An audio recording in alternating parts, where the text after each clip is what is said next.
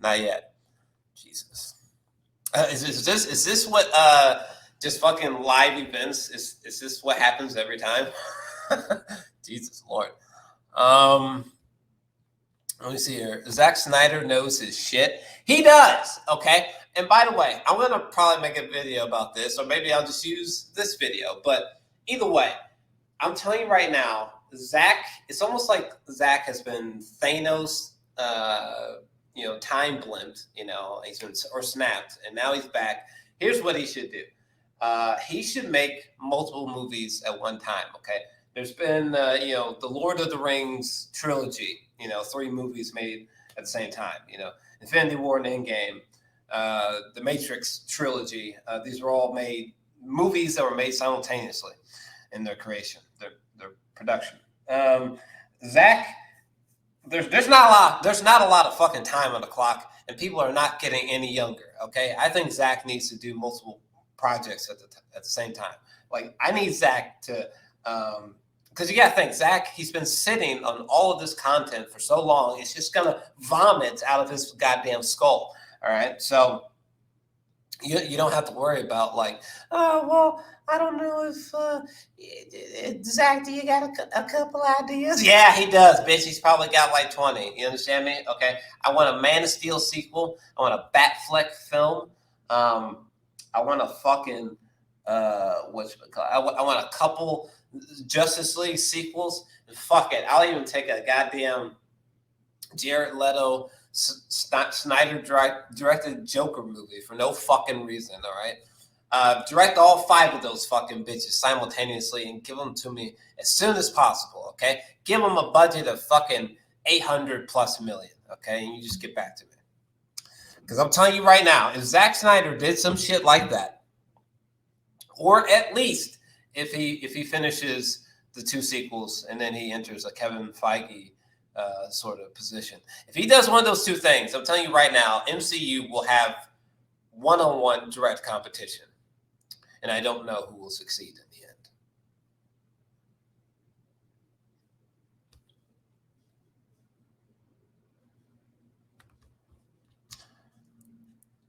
Holy shit, Zach is on. What the fuck? Hold on a second. Boys. Jesus Christ, Zach just came on out of fuck nowhere.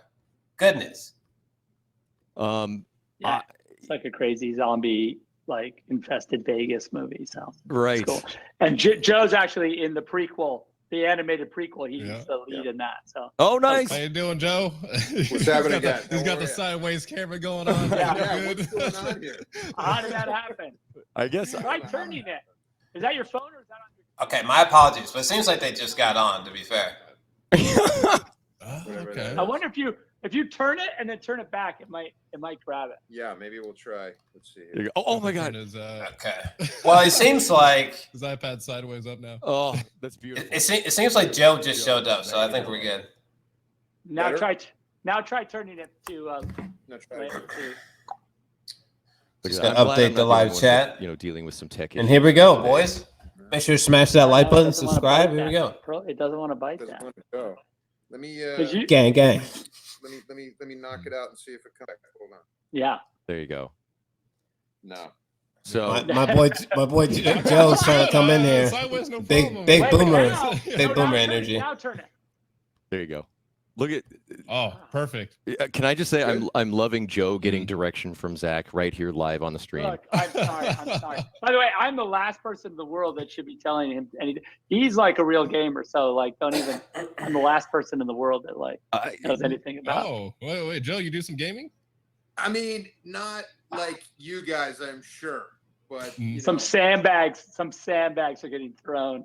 I was told I was told to ask you about D&D. Are you into Dungeons and Dragons?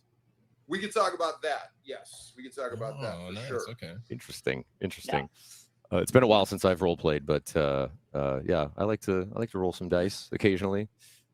Now I'm adjusting my camera angle. I want to get that sideshow Deathstroke in the back there. All right, now we're good. Oh yeah, There you that's go. sweet. Yeah. Okay. Great. Man. There. This is gonna be epic, yo. I just wanted to say I have seen the film and watching The movie. We had to two-part it because my girlfriend had a meeting in the morning, but it filled my heart with joy. I cannot tell you how happy it made me seeing. I just want to say, first of all, Cyborg. Every character had their moment, and those moments Sure. were allowed to breathe. It and just knowing the make sure to smash the like button, subscribe. Let's go. Of bringing this. Can't This wait to see film what they give that, us. was kind of like a myth. It was only whispered about, for a time. People were skeptical that it even existed, and now it is a real, glorious thing. Yeah.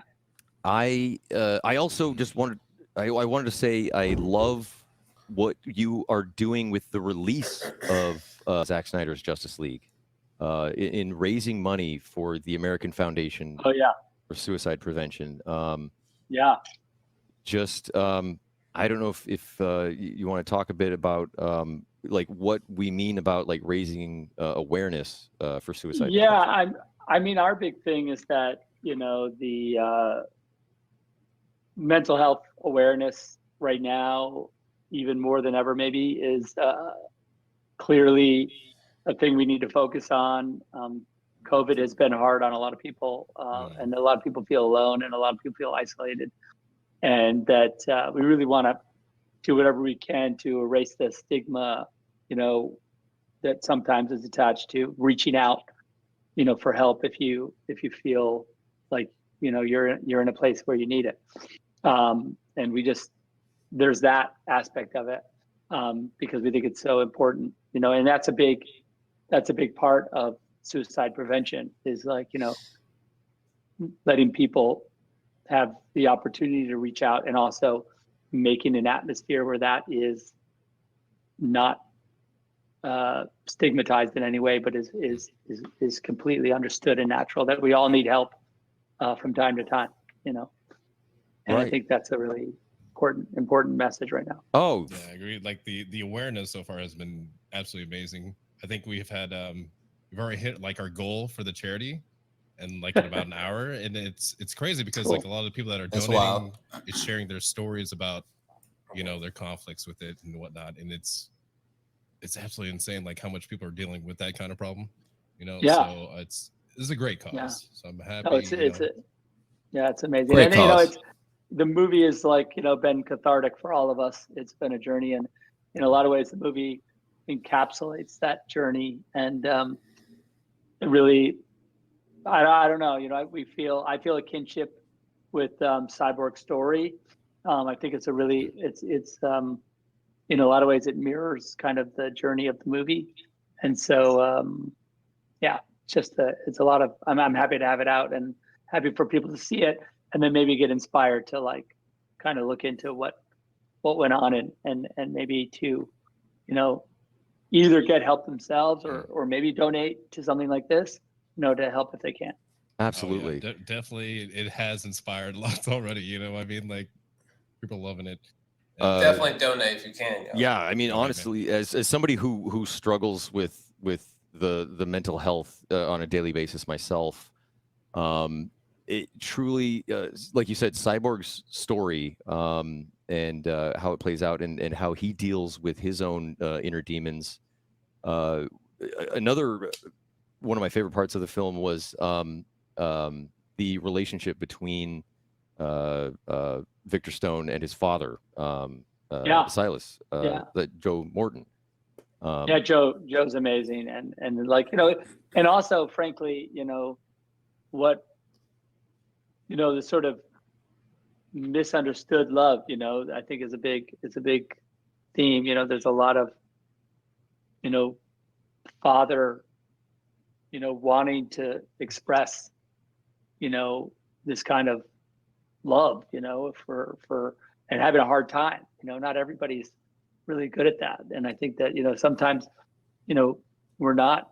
There's a question, not whether or not we're loved, but like, it's hard for people to express sometimes, and through that story you really see this really what they thought was no Definitely good on damage Zack to this for incredibly deep speaking on connection, this. which I think is cool. For sure. The father-son relationship stories in movies always gets me.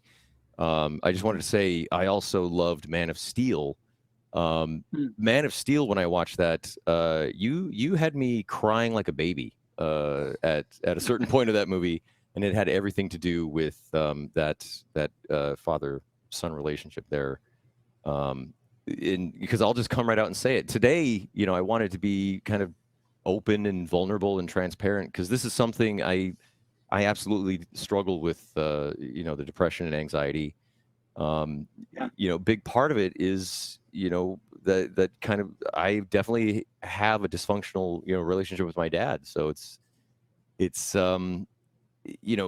dealing with that and the importance of, like you said, trying to do away with the stigma, like talking about your feelings, talking about it. Yeah. It shouldn't be anything but like, it's another aspect of the way we live and something that affects our everyday life at that level. You know what I mean? Where your whole life is teetering on an emotion or on when you find yourself in a certain place, and to think that as a society that's difficult. Like, it's fine if you break your leg, or it's fine if you everyone's cool if you have a certain issue that's medical that everyone wants to, that's fine to tell. It's like, oh, what a brave soldier, but with mental health, a lot of times people are like, well, we were talking about even just like in sports, a lot of guys, a lot of football players, and they you're supposed to be strong and not, mental health is a thing that you shouldn't, like, don't bring it up. Right. If you have if an issue, just suck it up.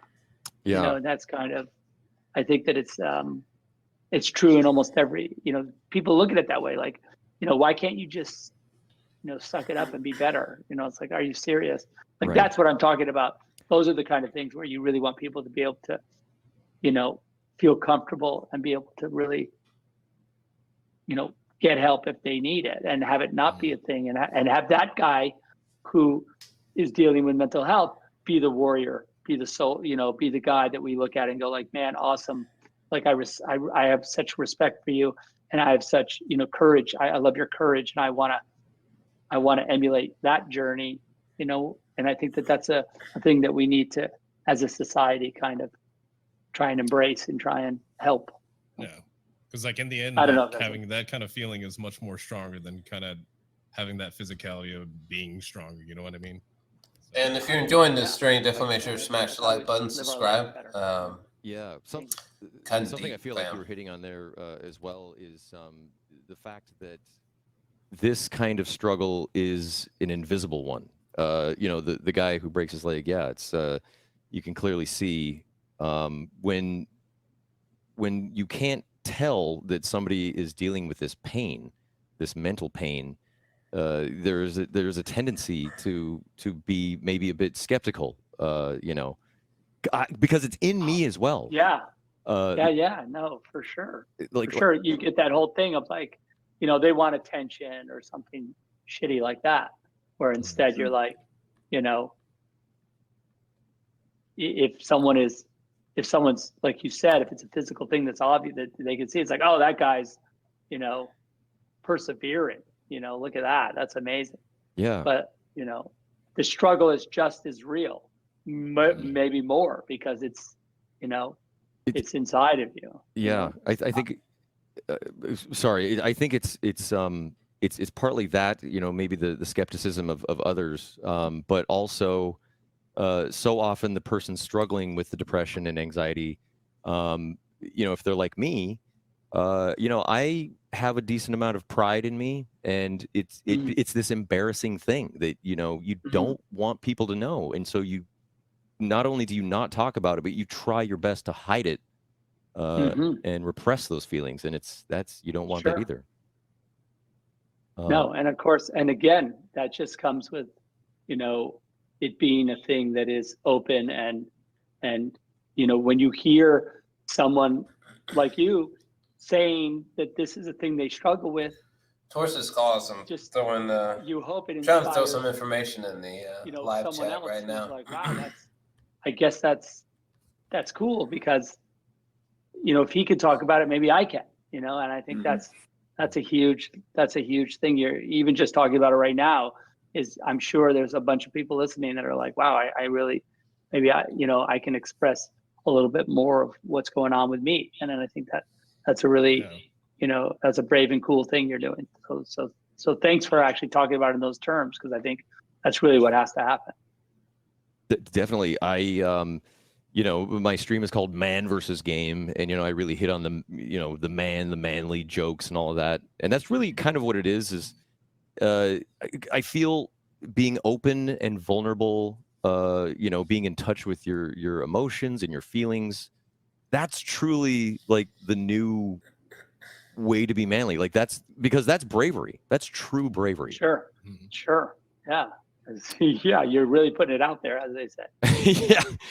That was really one of the main reasons I wanted to do this. Of course, an opportunity to speak with you guys. And Joe, I just want to say I feel like I want to loop you in on this conversation. I just wanted to talk a bit. Just I guess switch gears. Like one of the ways that I have. I'm gonna wig out when that fucking footage drops. And I swear to God, if Zach does something crazy, drug and right now. alcohol use. So yeah, make sure to smash the like button, subscribe. Addiction. I'm glad we're beyond the technical issues point. I don't know. It's so beautiful what you were doing with the release of this film. To raise money this way for suicide prevention. Seeing you, shout out to Kai H, the MOD in the comments as well. Thank you, much appreciated. So inspirational. Live chat will be back with you soon, of course. It's all too easy to crawl, down into a hole and just kind of stay there. Yeah, I thought for sure this would never happen. I was ready to just, I had not given up on it, but I certainly didn't think this, I thought for, I don't know. I thought maybe in the future at some point they'll want to dust it off and put it out on DVD or something, at some point, and literally when we started putting it together, that's when I called Joe to try to do this little scene. And I was hoping that he would be into it. It was like, sort of gathering, a bunch of friends together, to well, work I think I called you the Bruce Wayne of your own movie. You were going around assembling all the people that come back. We need you to come back to do this film. And I want to talk about kind of all of that, because I've had a really odd journey to this point as well, or to the point of getting the call from Zach as well. But I wanted to double back to, what you were talking about before, which, I have to applaud you for bringing awareness and raising money and trying to, and I think more importantly, allowing people out there who are feeling the way that you feel to not feel so alone. Because I think, unfortunately, a lot of people struggle in silence or in isolation, thinking that they're the only one, because sometimes your family members don't get it, your friends don't get it. If they haven't experienced what you're feeling, then how could they possibly understand? And there are people out there who have gotten to the other side, or who are struggling, but working through it, and they're the ones that can really, I think, help other people down that path. And it's about finding them and finding somebody who understands that. And I think, the magic really happens when you have two people together who are going through a similar issue, being able to talk about that. And sometimes that doesn't come from your family of origin, or even your best friends, because if they haven't been through that, they just don't understand. So it's really cool that you're putting yourself out there in a way as a lighthouse to, put that light on, so that people who are in the darkness can see that light and come out and start heading towards that lighthouse. So, I really herald you for what you're doing. Shout out to Joe. For sure. And I would add, you know, like you said, seeking or finding a friend or somebody who you know knows that feeling. Sometimes if you can't find that person, you can even find solace in, you know, art, in a film that you know resonates with you and you know deals with those themes or those emotions that you have. Yeah, I mean, I remember hearing the 9 Inch Nails album with Teeth, which was like the 2005 9 Inch Nails album, and it came out. Shout out Trent. I think I was about 2.5, around 3 years sober at the time. And I just could not express how I felt. I had all these feelings and I didn't know how to express them. And I heard that album and it was like Trent Reznor wrote and was singing about how I felt. And so there was an amount of that yeah, like, you know, it was like less lonely. It's like, oh, there's somebody else out there. And come to find out, he was actually going through the same thing. He was at like the same amount, you know, same time when I was getting sober. So, you know, but the other side of it is driving people towards professional help and getting to, you know, because I think sometimes, you know, we think we can save people and it's like, you know, they really need to be talking to a professional. For sure. Joe, yeah, for sure. Yeah, it's like I didn't want to steer it that way, but I have done so much reading, you know, for this stream today, and I had read that in I forget where I read it, but you're like 11 years, 12 years. I don't know how old the article. 18 and a half. 18 and a half. Okay, so I was reading a very old article. But man, talk about like inspiring and just being open about that. You know, like you said in this interview, it's not like you win the battle. Oh yeah, and also shout out, which is Bruce Sims, which is Brew Views. Sorry. Okay. Fellow MOD. It's toughest in the beginning, and it gets easier. You know, time is cumulative, and you know, I've woken up 18 and a half years worth of mornings getting myself right and doing the things to get myself right, and I really do understand how that voice works inside of me. You know, and so we can you know, we can coexist. You know, to bring it back to like a DC, bring it back to DC. It's like Firestorm, you know, it's like there's two people living inside of me and I have to understand the other thing that's living inside of me. And I have to understand how to get it in the cage when I need it in the cage and keep it there. But, you know, I will also say that I really do think that side of me is also the fountainhead for most of my creativity, if not all of it. I think that my life as a creative has been about, you know, I feel things on a level I think that other people don't, and I want to say that I think that is a superpower that you know, if you can find a way to kind of, you know, get good with that thing, then you can get to a place where you can actually find productive ways to use it, you know, and feel useful. You know, and build esteem that way, do esteemable things. For sure, like that sensitivity can be such a double-edged sword. You know, it allows you to feel, you know, stronger about everything, both good and bad emotions. It is nice that they're fully, it's like power and you know, like, you know, it can be covering this topic in depth. But like you said, there's people out there who are going. Didn't expect it in this style, but being able to, you know, show some of those things, you know, through your art or through your creativity, whatever that is, you know, whether it's drawing a picture with crayons or, you know, being a part of some gigantic, you know, the biggest film in history. You know? And shout out to Zach for being so open and passionate and vulnerable with his fans. I encourage people, like I said, to just, you know, seek help and really start walking their way out, you know, like go towards the lighthouse. Yeah. I mean, just That's in that, cool. Yeah. Zach, did you have anything to add? Well, it's funny just because, you know, this movie, in the end of this film, I dedicated it to my daughter. And, you know, I talk about that, and it's kind of what Joe's saying about, whatever you do, like however you express yourself, it can be cathartic. You can learn about yourself. It doesn't matter what. You could be just writing in a journal. You could be.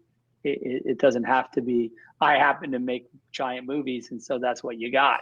I mean, if I had been, I said like if I had been a potter or a photographer, which I a little bit, but you'd get that, But it just happens that we made this giant movie, but it's the same.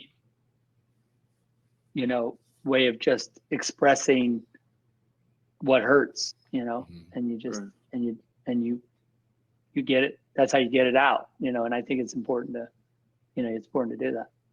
I just wanted to say, I felt watching Zack Snyder's Justice League, there were just some very, there were some lines that just felt like it was you just laying your heart bare and speaking, going deep, y'all. Make sure to smash that like button, subscribe. Jesus, no, it's all right. We're getting deep. Trust me, I feel it every day. Yeah. But yeah, the just so many beautiful moments in this movie. Man, shout out to Zack. Of course, including Joe, for Autumn. your role. And like you said, you've had such a crazy, wild roller coaster, with this project as well. Has it been like a catharsis, like getting out there finally, in the suit? Yeah, definitely. What's interesting is that I think a lot of people don't even realize, I wasn't technically a part of the cast of Justice League.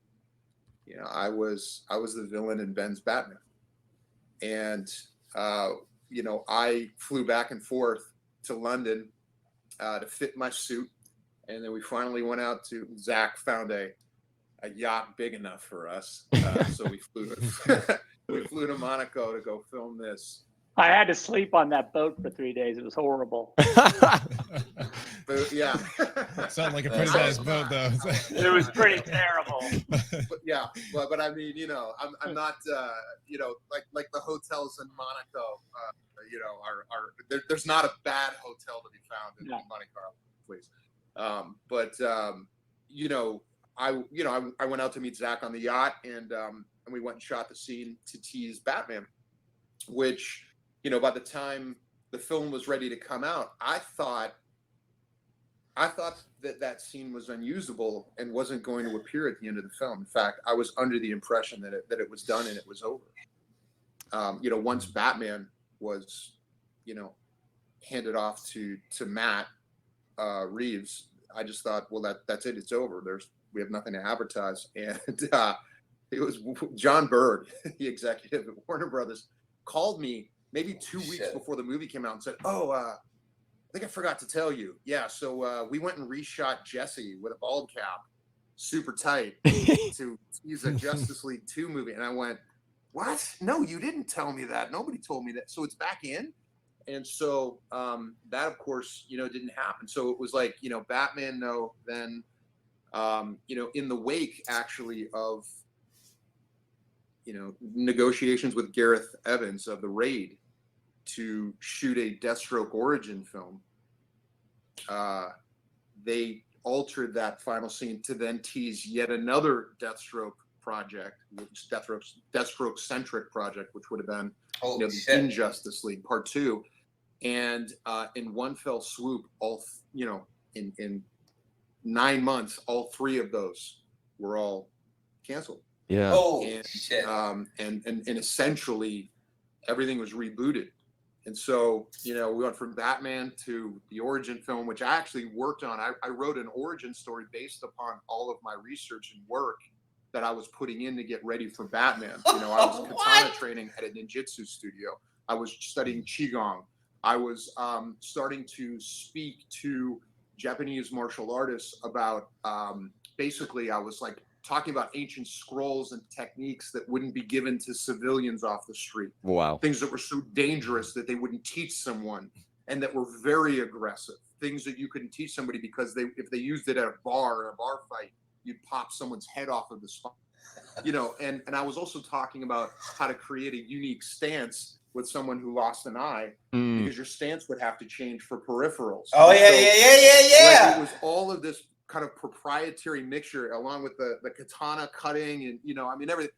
And so when, you know, Batman was canceled, you know, the execs at DC and Warner Brothers were like, that stuff you're telling us about, you know, your research, like, we think that could be a movie.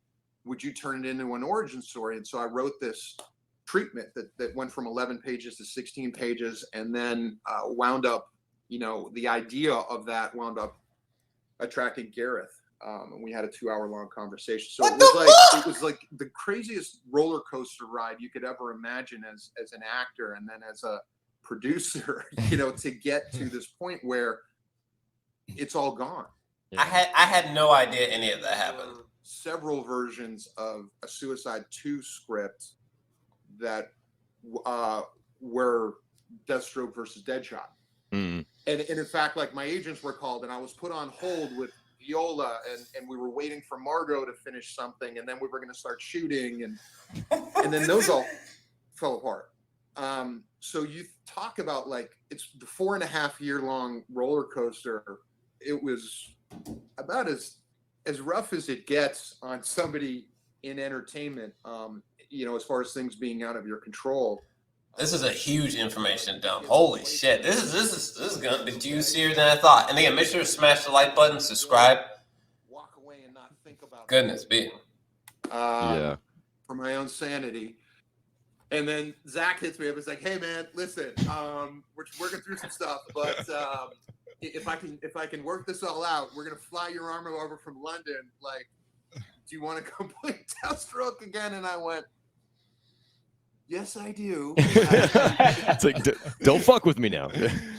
Yeah. Exactly. Don't fuck with me, man, please. You know? But it was like the coolest call, because, you know, that was also Zach inviting me to be a part of his universe officially, where, like I said, I wasn't necessarily originally, you know, right. And so now I got to be a part of the gang, if you will, and put that suit back on. And of course, I had a lot of time to think about the character and things that I wished I could have done or wanted to do. And you know, I guess they manifested simply in the, you know, in the Mohawk, but there was a lot more. It was pretty good, for sure. You know, I had asked Joe at the beginning on Man of Steel if he wanted to play Superman, but he was on True Blood, so he couldn't do it. So that was a bummer. that was. I mean, just to say, I've been a fan for a long time. Was one of the great. That was maybe the biggest heartbreak of my career, was not getting to go do that with you. I was heartbroken, but what? Here we are, you know, years later. Yeah. The movie. And then, you know, we got Army of the Dead, Las Vegas coming out, so we got some fun stuff. Absolutely. But I think the fans want to see. They want to see a continuation of what happens at the end of this new Justice League. Well, I certainly wish I could ask you about that, but that's. I've been given guardrails, and I was going to be bouncing. I don't have any guardrails. I would say, listen, you know, the reality is that I don't, you know, there's a show in Dallas at AT&T headquarters, right? They have a gallery there, and in the gallery, the show is about, like, the nightmare worlds of Zack Snyder's DC universe, whatever. I don't know. I forget the name of it exactly, something like that. And so if you go there, there's amazing photographs. I took of these guys when we were shooting. I built this kind of Irving Penn style backdrop. You've seen the photos that are around, but and I took this series of photos of the whole cast, and they were involved in the reshoots. And then in Dallas, I've just printed them huge, and they're literally just there's only 2 prints of these photographs in existence in the way that they are. And when the show's done, we're going to auction those off for charity, those photos. Also, but in that same show, there is a whiteboard that was in my old office at Warner Brothers, giant whiteboard. If you go, Jim Lee, he tweeted a photo of it up in my office, because my office used to be in the scenic art shop. The old scenic art shop from the 40s was my office. It was this massive, incredible space. I had a gym in there, and I had like, you know, it was full of chandeliers. It looked is that where I first met you? Was I in that office when I first met you? Where you first met me was the old bungalow that was Jack Warner's like dining room. That was my other office there, which was cool. We just hit 30 likes. Make sure you hit the subscribe button. Make sure you smash the like button. Just hit 30 likes. Like, my lord. What? Generals having a meeting. Bye, Chad. I guess they're making a movie to like help the war effort, you know, just cool. In my office, it was cool. In my old office.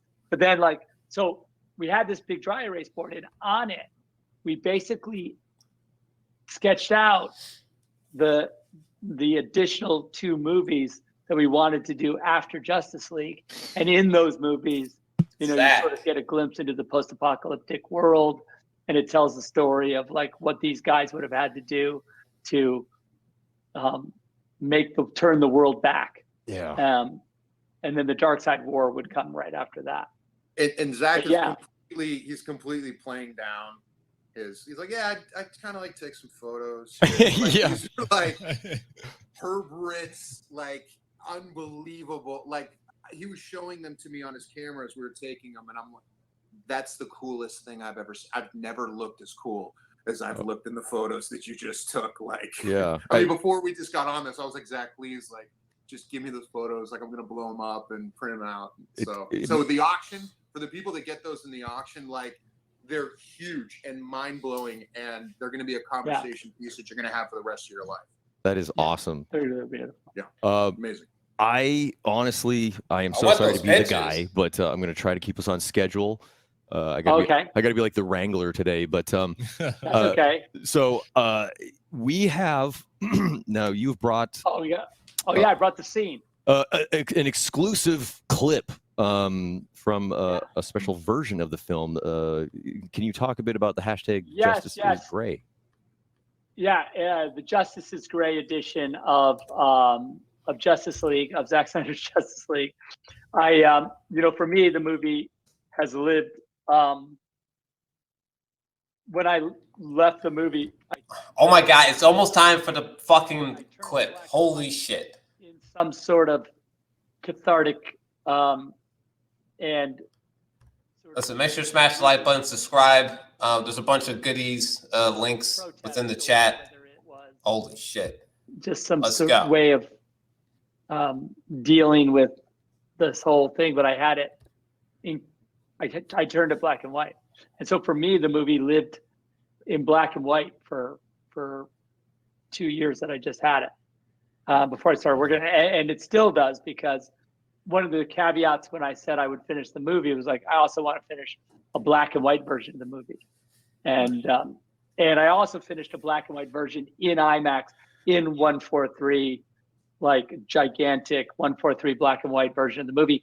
And my hope is that, when the theaters open up a little bit more, we'll do some charity screenings of that black and white version in IMAX. That's just crazy. So what I brought along was one little scene between Alfred and Bruce, but it gives you an idea of kind of what the black and white version of the movie kind of looks like. Yeah, and if you guys don't mind, we'll take a look at this exclusive world premiere clip of a scene from the Justice is Gray version of Zack Snyder's Justice League. I was going to mention, you guys will probably be able to hear the clip through the call here, a kind of noir style. I need that. I'm loving this. I'm loving this gothic Mary Shelley's Frankenstein. Really, I mean, for me, and I know, like, everyone's just like, well, they turned the color off. It wasn't that. Trust me, it's not that easy. That is hard work. That's hard work. Yeah. I like it without the color, Yeah, it's cool. It's its own thing. It really becomes its own thing. So I had heard when you called me, Zach, I had heard the rumor on the street that it was going to be in black and white.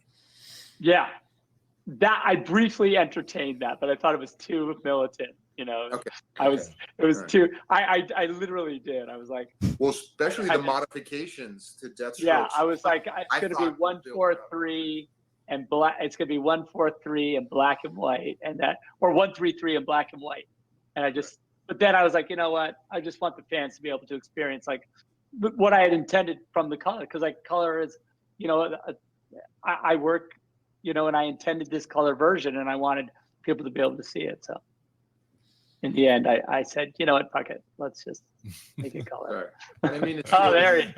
Oh gosh, who's joined us here? We got the real Batman here. Yeah. Listen, that clip, some work went to that clip. It looked like there was some film grain.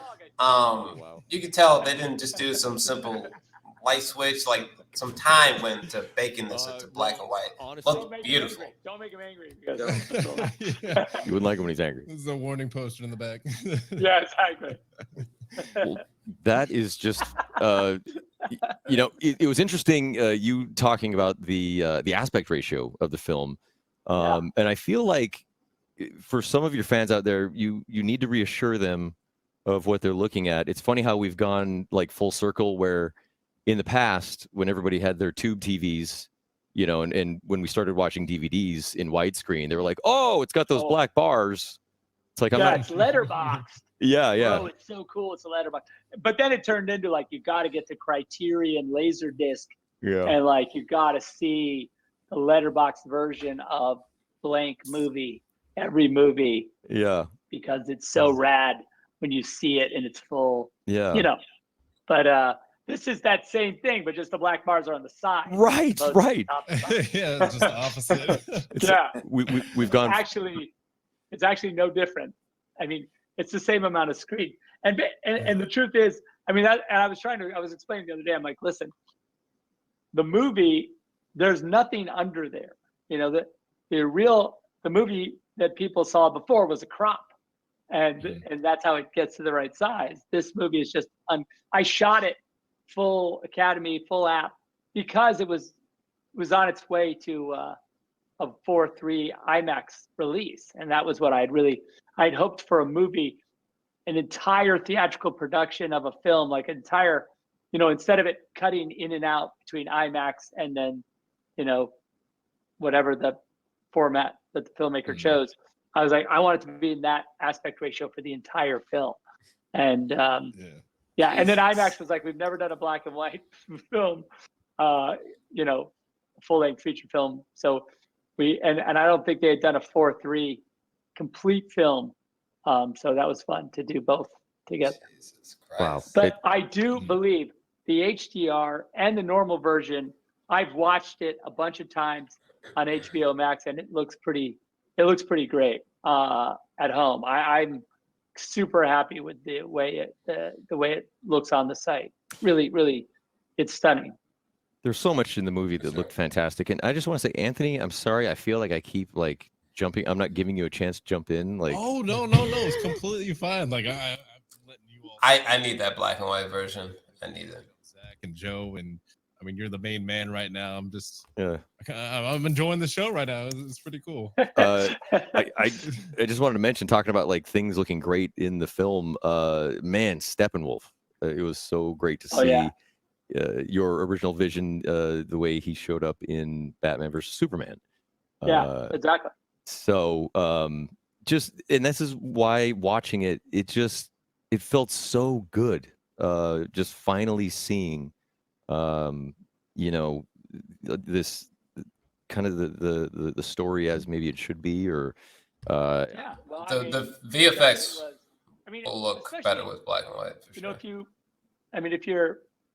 If you watch the special edition of BVS, especially, you really get the ultimate edition of BVS, which I think it was supposed to release today, but I think there was a glitch, some sort of glitch, and so it didn't come out yet, or it might have been, hopefully it got fixed at some point, maybe while we were on. But that, as I was saying, like, we've had a lot of gremlins chasing this movie around, so hopefully that'll get fixed in. But it really follows right on that movie, and I think that in almost every way, Steppenwolf as one of the elements that really takes you across the entire trilogy movies, it's good to see him, in all his like spiky glory, just wanting to, do his thing.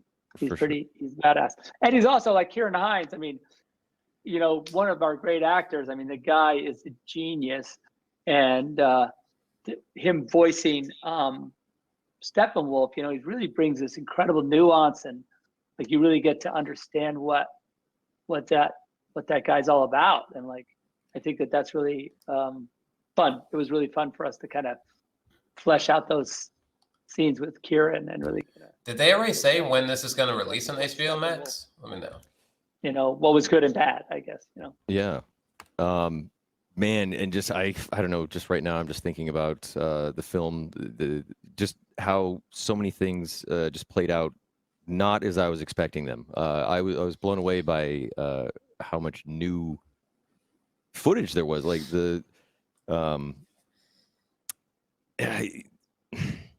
sorry, I'm hitting guardrails over here. It's like pretty much like a new movie. Yeah. Right. Like, that's how I felt when I saw it. Like 3.5 hours. Listen, it's a full 4 hours, and the only footage that I mean, essentially the reshoots were, or the additional photography was what I did with Joe and Post-Apocalyptic, so everything else is pretty much what we were kind of a version we were planning in 2016, what we shot in 16. So you're saying like originally it's supposed to be 4 hours back in 2016? No. Originally it was supposed to be much shorter. I'd gotten the studio had said like, look, that's crazy. We need the movie to be funny. Even then, after BBS came out, they were like, we need the movie to be funny. We need to do all these changes. So Chris and I did a bunch of changes, but in my heart of hearts, I always was kind of trying to, maintain the tone. Even though I'd shoot a joke here and do a thing there, I was always trying to maintain the tone otherwise. Yeah. So when I put together the giant version of the movie, I spent kind of probably too long. The studio was like, why you keep working on that long version of the movie? You need to figure out how you're going to make it you got to figure out how you're going to make it 2 hours. And I was like, I thought that was a joke. You really want 2 hours? I really did. What? I swear to God, I showed him, I think there was a version of the movie that was like 240 or like, 230. And I was pretty proud that I'd gotten the movie down that short. I wasn't super happy because it was incredibly abridged, but it pretty much was everything I wanted, just kind of a cut down version. Sure. I feel and they were like, and they literally were like, but where's ours? And I was like, oh, you're serious? I've literally been mad at the studio the whole time. Literally, unbeknownst to me. 6 guys, that we have to service. Right. I don't know what world, I guess you're cool with us just fucking, skipping through, 15 minutes each. There you go. Yeah, that's sorry. Well, in a villain's motivations and a villain's overarching plot that and we're gonna go to Apocalypse for fuck's sake. Right. That in depth. Yeah. It's unbelievable. So. Yeah. I thought 4 hours. Yeah, Kieran Kelly, thank you. I was curious, but yeah, it's like they haven't said just yet when this is gonna be landing on HBO. 7 or 8. Yeah, I think it's 6 and an epilogue. Right. So it is 7 in the end. Yeah, I just remember watching that, and I was like, I had stuff to do throughout the day, but after each chapter, I was like, I'm going to stop at this chapter.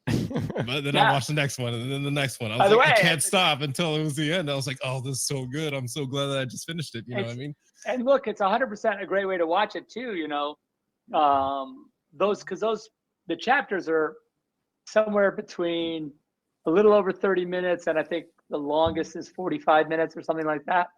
Yeah. Maybe once 50 minutes, I don't know, but you know what I mean? So they're not, if you watch it kind of in those little bites, it's really quite easy. But again, it does happen. I'm sure that like you watch, I can do another one. I can do another one. Well, it definitely hooks you in, Yeah. Yeah. But hopefully moving forward, I mean, that's just such a good model, I think. And, there's so many fans out there that want more these stories to be told, and I just think our universe is fleshed out and created, and hopefully, this could be a way that more science fiction comic book universes could be presented. That it's like you've got this, because I mean, shooting a series is basically kind of the same thing, except you're shooting it in chapters to shoot it all together, and then you can watch in pieces or you can watch it all together for streaming. It's perfect.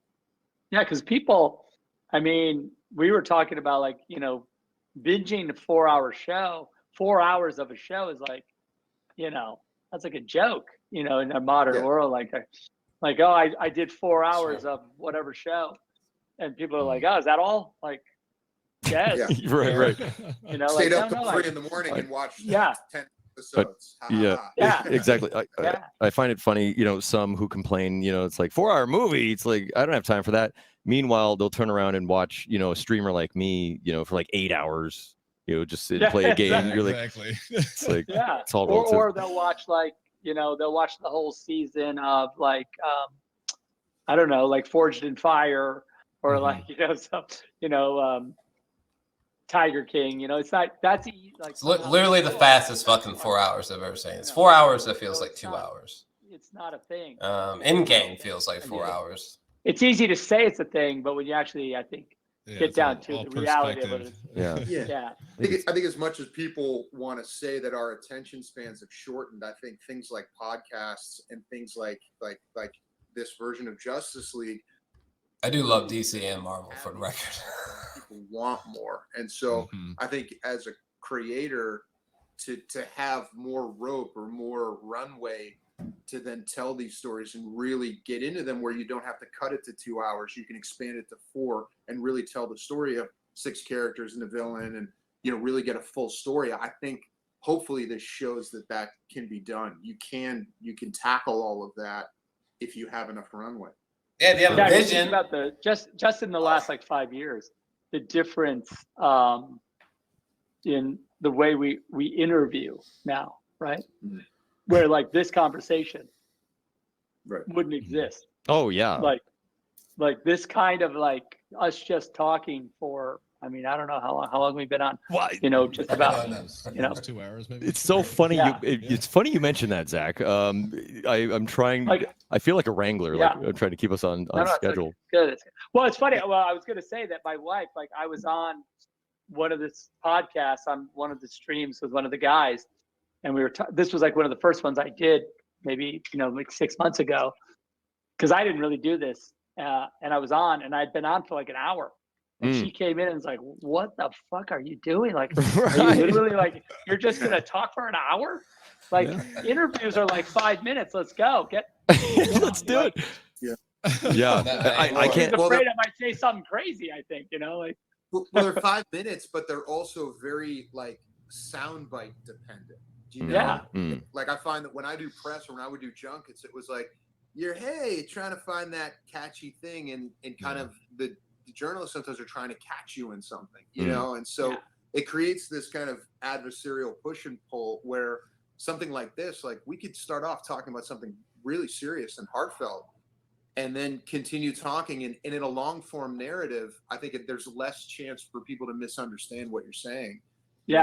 And people certainly want more of that. I think there's a lot of people out there who want to have a meaningful conversation or want something, meaty, and this provides it, which I'm all for. Sure. I also just love the more casual kind of feel, where, like you said, you just have more time to delve maybe a bit deeper. Maybe go Batman versus Deathstroke. Yeah, bro, that needs to happen. On that note, I just want to say, I think we have Ashley from the American Foundation for Suicide Prevention. Awesome. We're going to bring her on, hopefully now. And Ashley's going to speak a bit about the foundation. But are you there, Ashley? Right here. Hello, Hi. Ashley. Welcome. Thank you. Thank you for having me. This is such a pleasure and an honor. Yeah. No. Would you guys think of the clip? Let me know. It was so fucking crispy. You know what? If I saw that the great addition, IMAX. Suicide prevention. It is with your help that we're able to save lives and bring hope to those who are affected by suicide. And your funds are so important because they accomplish so much with us. Just with all of the donations that we bring in, not only through what you guys have done, but then across the country and communities, we're able to provide suicide prevention education, legislative advocacy at the local and national level, scientific research, and law support services. And we're in all 50 states, but we couldn't do any of that without the support of what you guys are doing. So thank you so much for elevating the conversation about mental health and suicide prevention. And thank you for all you're doing to help us build a world without suicide. I think that all. Yeah, I left some tasty links in the live chat that you can check out. Yes, Zack family has been amazing. The Release the Snyder Cut movement and fan group has been amazing. Just the conversations that are happening are just so very important and impactful, and it really helps us open up that conversation and make mental health a priority. Yeah, it's like I always say, like this fandom and what they've been able to do, like making a movie is cool and that's fun and it's great that it exists. But in the end, if this was all we had done, it would have been as good as any movie we ever made. Like this is really what. I mean, like I said, it's like the movie's cool and you get to go on this experience. It's amazing stuff. But the truth is,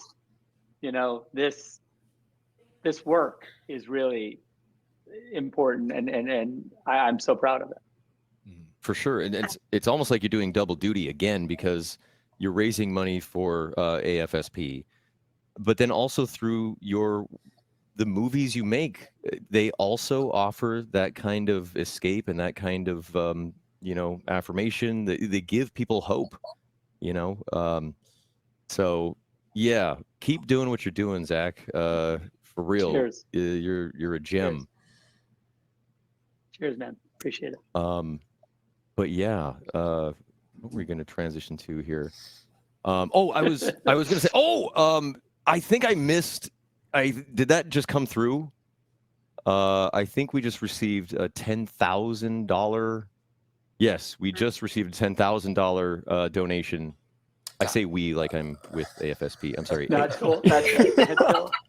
It's kind of like a telethon vibe. So I think it's cool to say we. Right. Yes. All of us here. But yeah, that just came in from Stream Elements. I want to thank. Shout out to all. Thank you guys so very much for helping put this amazing. together. Yeah. That's amazing. How are we doing? Do we have a tally? Are we? How have we do reached any of our goals? It is. We are currently at $16,781.01. Nice. And I believe me and Man, we have separate of the goals too. Oh yeah, We've had so it's basically 15,000 each of us. Yeah, as soon as they leave, I'll jump in the live chat for a little bit, and then we're gonna jet out of here. But I'm not going anywhere until Zack Snyder leaves. I think 17,510. Wow. 69. Dude. The Deathstroke movie? Would you add? So you add those two together? Is that how it goes? Yeah, that would be the total between both of us would be. I'm horrible at math, but something over 30,000. Quick math. Over 32. Yeah. Quick, somebody in the audience. Yeah. Somebody with the camera. Yeah, that's great. That's amazing. Yeah. Just really. I guess we wouldn't be.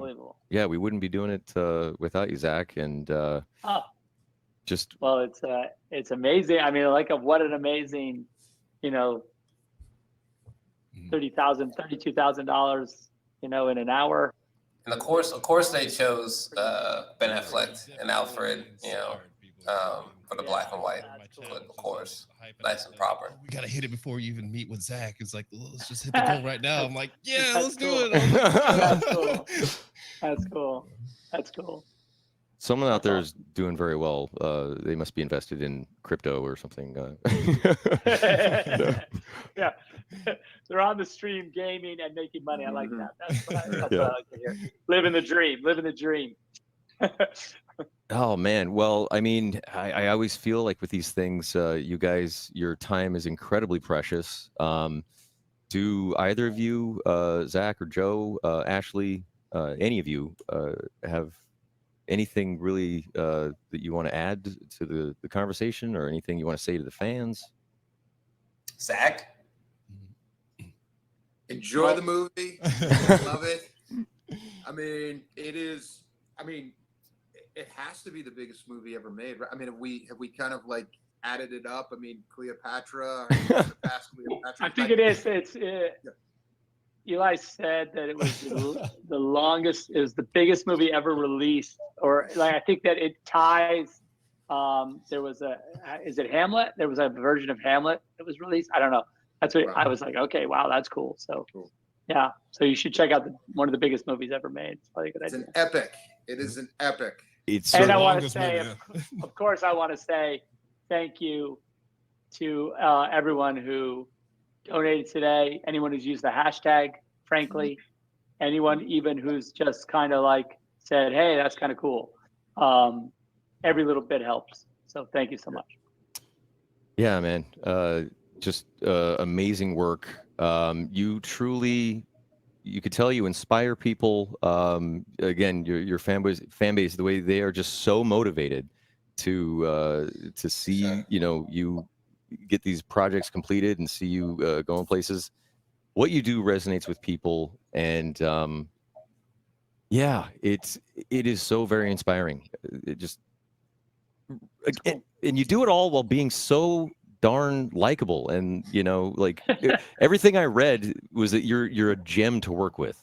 So, well, Joe will tell you I'm a bastard. Yeah, yeah. The truth comes out. He talks so much smack at badminton. No, By the way, that I will talk smack. That's true. No, I mean, please, like you couldn't be more lucky. I mean, I feel like I couldn't have been more lucky than to get to work with Zach. I've been such a fan from the beginning. So, it's like whenever I see Zach's number pop up on my phone. And yeah, if you've been enjoying, make sure to smash the like button, subscribe. Live chat will be with you in a moment as we clearly are wrapping up. I'm going to send you a picture. I want you to post it. I'm just making sure I miss nothing. Yeah. That's awesome. You want to give it all for somebody like that, and so I'm just too much. You guys, you're killing me. It's cool. I appreciate it. I really love the connection you both have with each other. It's like brothers. Yeah, it is. No, it's fun. Really is. Yeah, which was nothing but a good time. Yeah. I just always, I guess, doing this, I'm thinking you guys don't seem to mind, like how much time you've spent here. I'm just imagining like your people, who like looking at the clock, because I know I've had my schedule to go over, but I'm sure it's just my kids. They're out on the trampoline. I can see. Oh, got the big trampoline. Wow. Well, I mean, does anybody? I mean, Zach, could you say that you have a favorite superhero? Is there one superhero that you really kind of identify most? I mean, with? I just think like, of course, you can't really say one over the other. I don't know if that's a thing, but I would say that like right now in this moment, I mean, I really just think that, and it's fun when you watch the movie. I just think Cyborg's journey is just something really incredible to sort of get to experience, and Ray does such an amazing job in the movie. We really thought that this was going to be like, it's kind of, the movie is in a lot of ways sort of Cyborg's origin story, and so you at the end of the movie, he's kind of on his feet and ready to go. So yeah, that's just fun. So something to look for if you're going to check out the movie. Yeah. Oh man, his story. Again, I was tearing up watching Zack Snyder's Justice League, and big part were all of his scenes. I just want to mention once Ezra Miller's Flash. Wow. Awesome. No spoilers. No spoilers. But he became probably one of my favorite characters in the movie. So yeah. And Ezra's an amazing. He's, I don't know, like you. Ezra, like, I think it was last Christmas, calls me. He's like, I want to make this, I have this Hanukkah song that I recorded. And I want you to do the video. And I'm like, I'm not directing a video for you with 1 day of prep. But I will come and help. Like, I'll operate a camera, whatever you need from me, I'll come do it. Mm. And so we just went on this crazy, he said it would only be like 4 hours. So I left to go do it.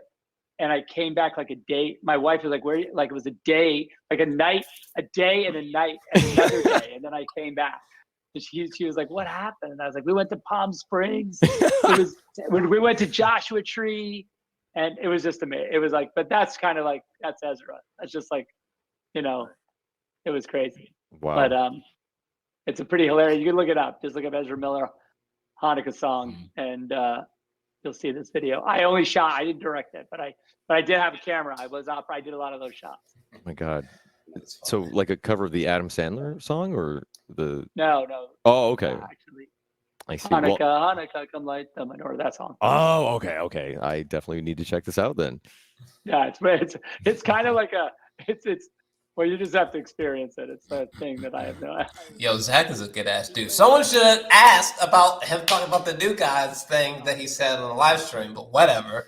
You're bullshit. Someone should ask him that question. Joe, I guess I just or at the beginning of the stream, it was just cliche. But we are early days, so of course, but still, okay. Zack said it. Inspires me. Curious why? Being just a mortal man who has willed himself to rub shoulders with the gods in the world. I guess I just have that lame question. I don't know. I'm just wondering what superhero kind of like resonates most with you, because I don't know. That's where my brain is. I was a Batman fan growing up, and when I was young, I always dreamed of playing Batman when I grew up. In fact, I actually worked for a movie theater in high school because I could see all the movies for free as many times as I wanted. So I would go in and work and clean up the garbage or whatever. And, I knew when like the sword fight in Rob Roy was going to come on, I knew exactly. So I would go and watch it like every single show. I had movies like that. And I remember Batman Forever was coming out in the theaters. And so the theater I was working, my boss said, hey, we want to do this promotion.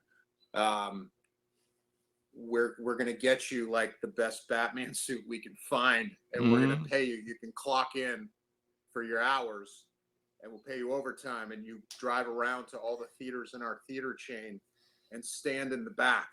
And so when the lights come up, you're there with, and then the kids will see you and go crazy and think that Batman came to their movie theater. And so I spent weeks and weekends driving around in the theaters, surprising kids in the back of the theater. And it was like, it was I remember, you talk about like fathers and sons. I remember I was at one of the theaters and my father was in the parking lot looking through the glass. Wow, man. Watching me in the suit as these kids ran up and hugged me. And it was like, wow. One of those moments you just remember in your mind when you're, even though it was years ago, I still remember it like it was yesterday.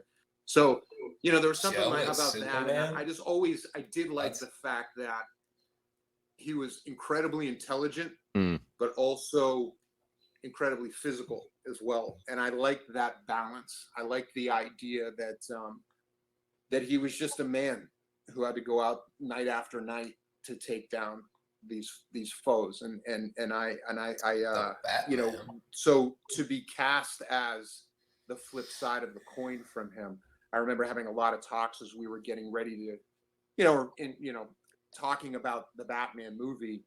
I really, really didn't want Deathstroke to have powers. I wanted him to be just a man who experienced a tragedy, and instead of becoming this altruistic utopian who believed that people could be better in a better society, he was just this nihilistic killer who and there was a line in the sand between the tactics that he was willing to use and the ones that Bruce was willing to use. And also the idea that they were both trained in the League of Assassins. and the one went one way and one went the other. Yeah. You know, and I just really thought that was going to be a really cool dichotomy to see, you know, because in the script, in the Batman script, you know, Deathstroke loses his son and blamed Batman for it, which is why in the restored end credit sequence that appears in Zack's version, that was what we originally shot. It was Lex Luthor getting a hold of Deathstroke and letting him know, I know who killed your son, and his name is Bruce Wayne. You know, of course. So now Slade knows. And so it isn't that Lex Luthor was like hiring him. It was the fact that he was just unleashing this unstoppable force upon Bruce that maybe could take out one of his enemies and therefore make his life easier. But of course, I would imagine that somehow Slade would then turn back on Luthor at some point and feel, you know, for being manipulated. Sure. But or strike up a kinship, or, you know, there was like lots of fun ground, that I think fertile ground there. But you know, for me, it was I always as an actor, I always look at grounding something. You know, what's the human emotion behind it? Who is the character really, and what do they want? And oftentimes I find that that's the line between the heroes and the villains. It's just you're capturing someone at a moment in time. And what's interesting also, without giving away spoilers, to the end, you realize that, you know, to the end of this version, you know, Zack's Justice League, sure. You know, there must have been some version of the story in which Bruce and Slade wind up seeing eye to eye. They must have come to some sort of understanding, and there's a respect there because they do, you know, they respect each other in that way. And I also think that would have been interesting. Absolutely. Yeah, because I even think that exchange really sort of, I think the exchange really paints a gigantic picture of like who these two are to each other so quickly. It's pretty crazy. Yeah, like I think we had a talk once about like Azrael. You know, when I met with Ben, I didn't know what part he wanted to talk to me about. So when I met with him, he said, "Do you know why you're here?" And I guessed. I said, "What about Azrael?" Because I just thought that out of the pantheon, Azrael would, you know, the one who winds up picking up the mantle for Bruce when he cannot. And that also, I think, there's a bit of that in Slade at the end of this movie to a certain extent that you know, if somebody ever needed to put that suit on and take up the mantle, yeah, I could see Bruce going to Slade, you know, for example. Yeah. You know, I mean, it just gets your imagination going. Just that, that little scene at the end, you know, makes you your brain just starts running. I can totally feel that as well, especially considering this Batman, Ben Affleck's Batman. You know, he's a bit more grizzled and you know, seasoned. I'm sure he's well, never mind. I was about to spoil the movie. You guys need to go watch Zack Snyder's Justice League on HBO Max. Because yeah, just that sense of him kind of wanting to do this final thing to like I feel like that's kind of what he was doing, but then you know, he himself is kind of, he feels so strongly about this, you know, what they're facing. Well, you know. Yes, the idea that there is something out there even more dangerous, that he would have to recruit maybe people that he would not normally mix with in order that's right, to try to take down this greater danger. Yeah, that's really. Come on. Yeah, all I can really say is your scenes in the film are mind blowing. I just got a text from Marv Wolfman that just popped onto my screen while we were talking. All right. The creator of Deathstroke, and he said, "I love the movie. I thought you were amazing. I hope we get to see more." So that was funny. Wow. That's cool. That is extremely cool, and that's bait. Cool. All I can say is, you know, I will keep hope alive myself. Just incredible stuff, guys. I just want to congratulate you again on seeing this thing through to completion. it is being received, I think, with open arms by so many people around. Oh yeah, I saw Joe's T-shirt, the Legion of Doom. Yeah, I saw that. I'm so concerned about people, being left out of like the conversations and whatnot. Actually, what's your favorite superhero? Yes, thank you. Yeah, they were gonna have Azrael. Fam, listen. Listen. I know. I'm down to the basics. Apple pie. They have to continue. Oh wow, that's fine. No problem with that. There's no problem with that. He's the original, isn't he? Yeah. the guy who started it all. Yeah. In the end, it's Superman, really. So that's cool. It kind of starts maybe, and ends with him. Man, and Henry Cavill in this film. Just you do cast a lot of very handsome men in your films. This is true. I've always had an eye for that handsome man. Is it Joe? You got going all the way back. Yes. Nothing. My wife doesn't think I'm handsome with a big white mohawk and a giant goatee, okay? So. Well, I mean, you start with. I guess some people are into that. I think there's a lot of people out there who would disagree with your wife. That's cool. But I don't even know where I was going with that. I was going all the way back to like 300 with Gerard Butler, Jason Momoa. I'm just thinking of how many careers you have kickstarted. Like, is that something for you to like? I wish I was in there asking questions. Boy, I wish I was in there. Look, these guys are my friends, and I think I wish them huge success in every single thing they do. And all I want for them always is for them to be like incredibly successful and, world icons. So that's what I'm going for. Well, mission accomplished, I think.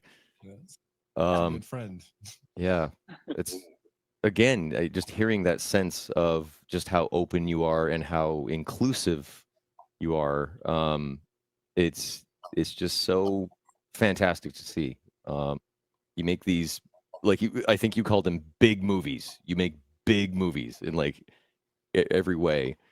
It's fairly big movies. We can't help ourselves. I keep trying to make small movie, and it keeps saying, I'm trying to do a small movie this summer.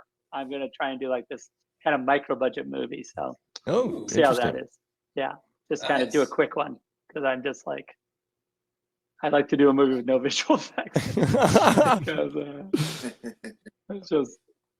I love it, but okay. Can I just see what it's going to be the second I film it? Because that would be cool. Right. Yeah. I can't even imagine the work that goes into it. Well, I hate to do this. I feel like I need to wrap up just because, there are people in charge of these kinds of things that they watch the clock. I understand. I'm sorry to be the bad guy, guys. No, it's 100% cool. Yeah. It's been fun to talk to you. And thank you again for being on the show. And of course. Taking the time to tell everyone about this, the cause and everything, because Joe was dropping some heat, fam. Holy shit! I had no idea there was all that information about Deathstroke movies. What? Yeah. Well, and thanks to all the people who gave today. Geez, amazing, just like unbelievable. So so thank you, and actually thank you for coming and helping us understand where it's all going. Yeah. Of course. And Matt, thank you, brother. Yeah. Don't be afraid to talk about your feelings, guys. If you see someone who you think might, they might be struggling inside, talk to them. We gotta, especially now, we're all under this added layer of stress. We're all we've got on this mound of dirt hurtling through space. I don't know. I'll be in the live chat for just a second, but they dropped some fucking heat information-wise. And thank you so very much for helping to raise money for American Foundation for Suicide Prevention. Go watch Zack Snyder's Justice League. It's a thing. It's out, and it's quite fantastic in my opinion. Thank you 10 out of guys 10. so much for joining me today. I guess I'll let you guys go now. Thanks, man. Right. Thanks for having me. Well, cheers, thank you guys. everybody for donating. Keep donating, and thank you to all the fans who hit the hashtag and made this thing possible. Please, Amen. Amen, brother. That's to you. Thank you. All right. We'll see you again soon. See you guys later, guys. Thank you. Okay, looks I like think that we're- is. Yep. Looks like that's the end of the stream there. So I'm just gonna completely click off of that. But fucking hell, there'll be some timestamps down below. If you enjoyed the stream, make sure to smash the like button, subscribe as well. I'm gonna hang with you guys for just a second in the live chat because first off, what did you guys think about that? Huh? What did y'all think about that? Hold on a second. Let me see something here. Give me one moment. I'm just gonna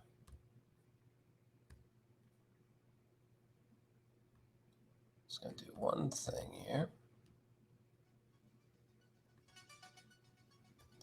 But yeah, what do you guys think about that? Because again, just a summary. Let me see here. Panel summary. That was amazing. First off, the Justice is Gray edition looks fantastic. Looks like there's hints of film grain. It really looks like they really spent time and marinated on making sure that each frame was, especially transformed into black and white. I can't wait to see, the graveyard sequences in black and white. The whole Themyscira, battle royale with Darkseid. I want to see all that in black. Well, just seeing the suit, the Superman suit in black and white is gonna be. I'm really interested to see. And for all we know, maybe there's probably not. But maybe he's added like 30 seconds of footage or some psycho shit. Who knows? But I want to see his penultimate edition. And Joe was blue balling us, right? Okay, everything he was saying about Deathstroke, Batman, these Deathstroke movies, that just all sounded insane. To think that all that just got snipped, get out of here. And oh yeah, my boy JBS is in here. You notice how Joe has Legion of Doom t-shirt. Yeah, yes. I wish, man. I wish. I so wish. Let me see here. With these streams, keeps kind of do. Yo, Jedi Mike 7, thank you. I appreciate it. Thank you. Holy shit. I know. We really do. We really do. I love that you are all just talking about how we need this movie. Yeah. What? Come on. There's no way this shit is not continuing. Get out of here. It looks so juicy. I can't believe the amount of times we're going to watch the Snyder Cut is unprecedented. And this black and white, fam, this black and white edition, I need it. Wait a second. I don't think they said a release date, though, right? I don't think they said anything about the release date. Let me check my HBO Max. I don't think they said anything about the release date, as far as I know.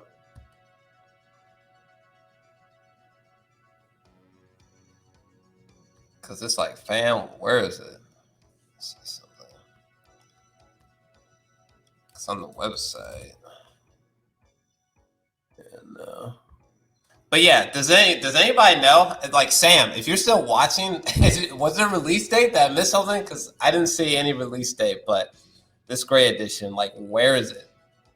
And also seeing, because he's got that 1:3:3 boxy aspect ratio, right?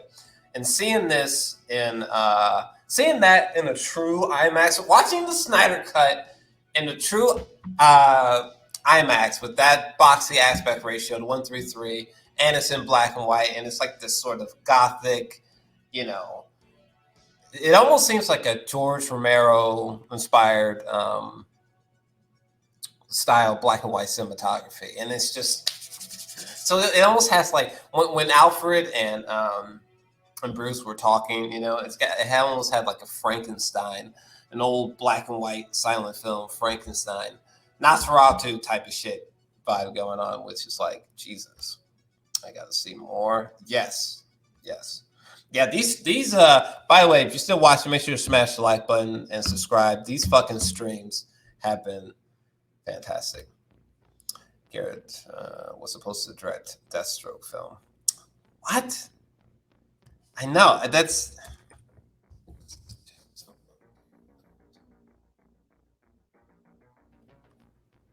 Fam.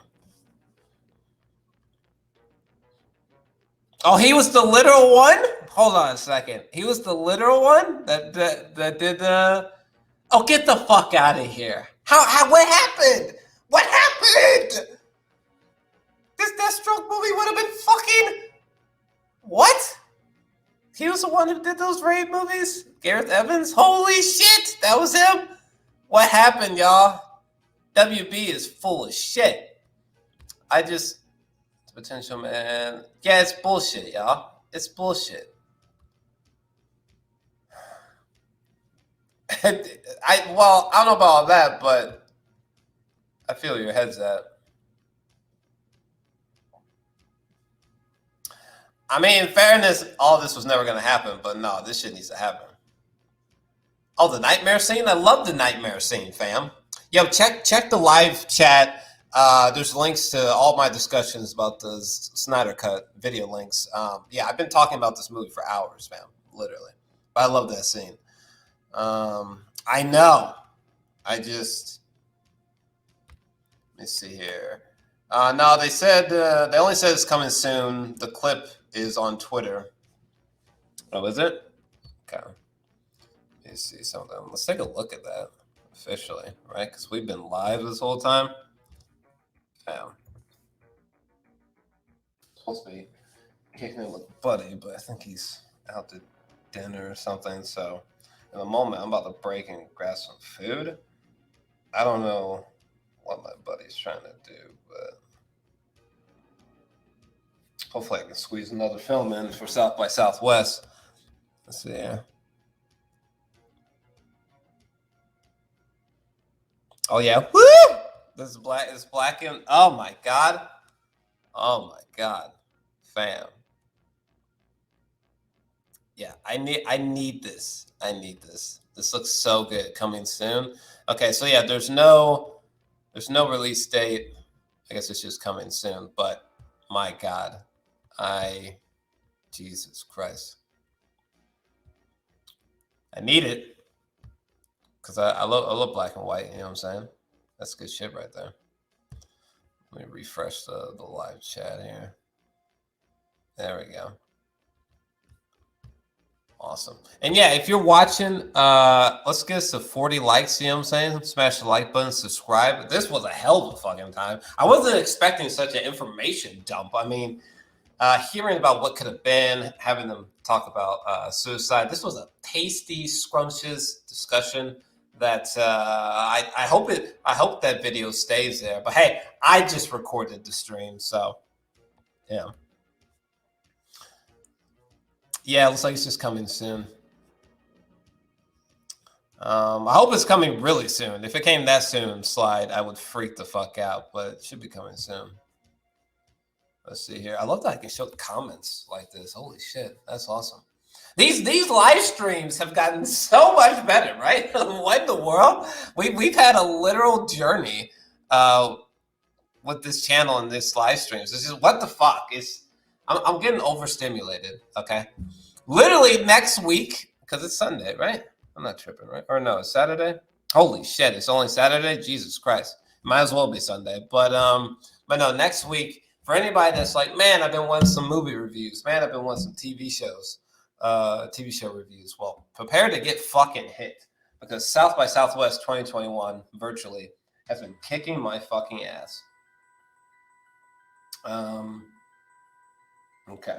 Yeah, we definitely got to wrap this up because my buddy's reached out to me. Supposed to hang out with him. It boggles my mind to know WB had potential for all these types of movies and to know this. Yeah, but guess what? There's always there's always a way to go back. They need to go back. Listen. Jesus Christ. That's insane, yo.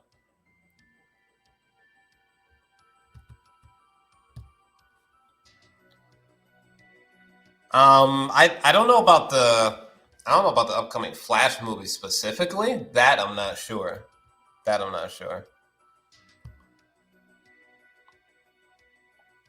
Listen, those sequels are coming, and I will have them.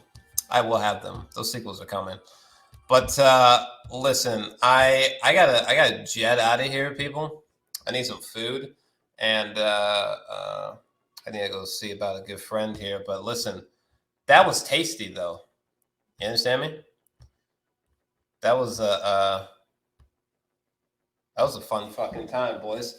The clip. By the way, is there an HD or 4K copy of that clip already?